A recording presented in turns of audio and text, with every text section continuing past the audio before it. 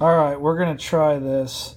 Normally I write a note for the Fantasy Football League, but we're going to mix it up. Today we're going to have a video. And the last couple of years I've done an awards after week 2 in honor of the Emmy Awards. So here are my awards for the Fantasy Football League after 2 weeks.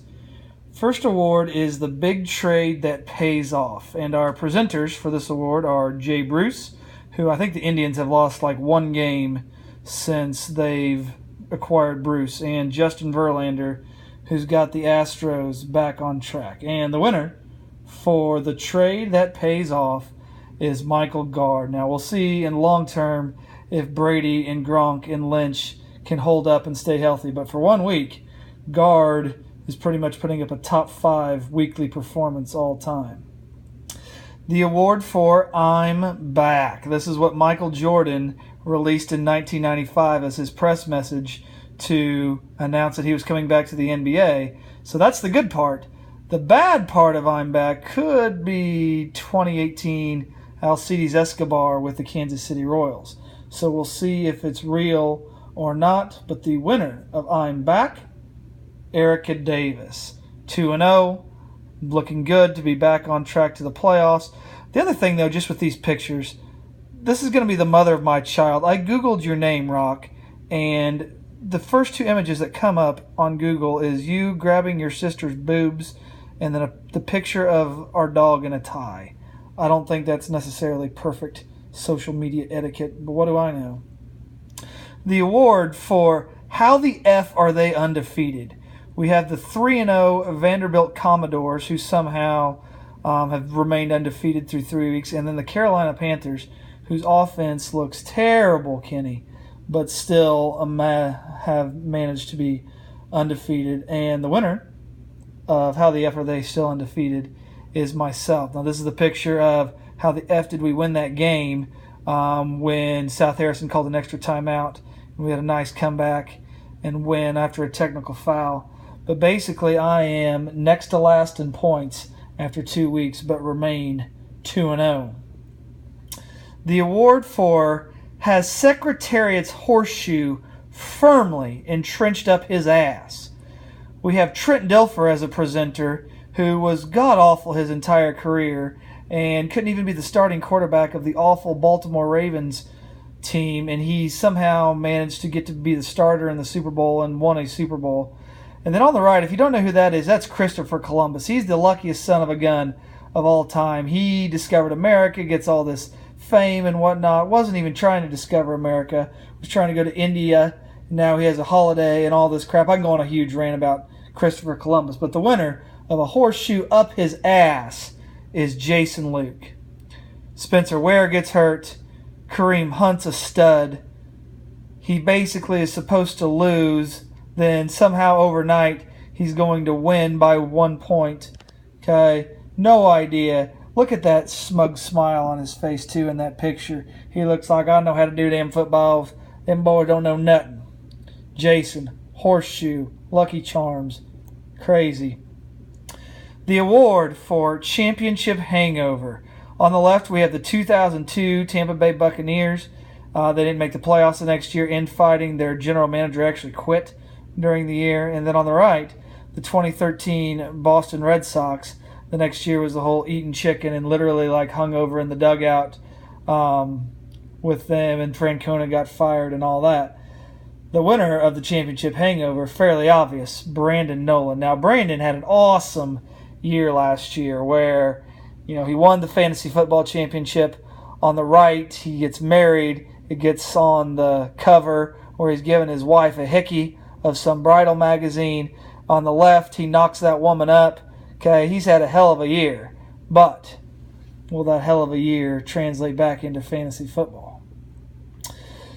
The award for the Buddy Bell Never Say It Can't Get Worse. Our 2 presenters. I'm not even going to say anything more. You know what's going on here.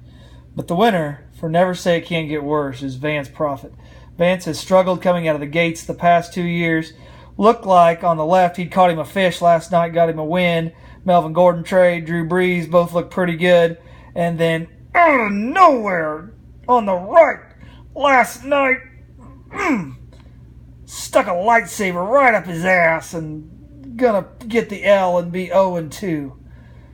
Feel for you, Vance. But that was also the highlight of my wedding. Hey, Maria's kind of dangerous. Sorry for my phone going off.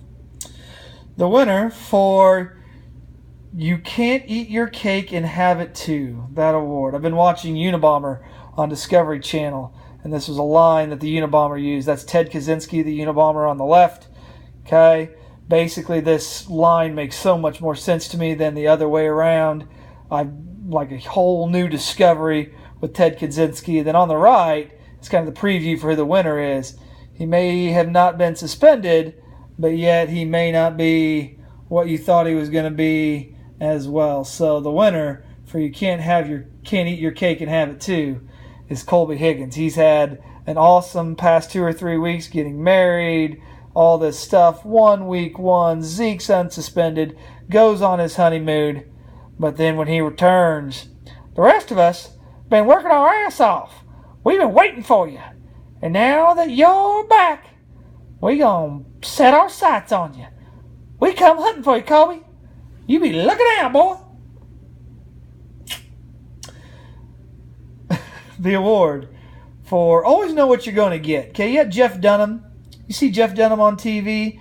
You know what the gist is going to be, but you still watch it. Still halfway entertaining. Same with Kenny Chesney. You know the gist of it. Okay, Arrowhead, he does his thing. Okay, always every year. Always a solid show. So the winner for You Always Know What You're Going to Get is Cole Darnell. Now, maybe in his personal life, you don't always know what you're going to get with Cole Darnell, but every week in fantasy, you know it's coming down to the last week. You know it's going to be one player. It doesn't matter if it's 130 to 128 or 65 to 64.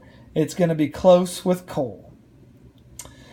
The award for Maybe Better Without Your Stars. We have Drew Bledsoe as a presenter on the left, where the New England Patriots were better without him in 2001.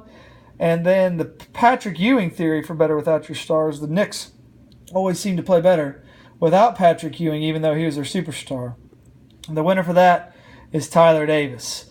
Puff has David Johnson, has Gronk, looks terrible in week 1. Johnson's hurt, trades Gronk, trades Golden Tate, scores over 100 points, seems to be back in it, right in the thick of things. Puff back in fantasy football. And finally, this is the one I did my research on today. The award for It's Okay, He's Just a Slow Starter. We have somebody who is historically an always slow starter in the league, similar to Brian Dozier.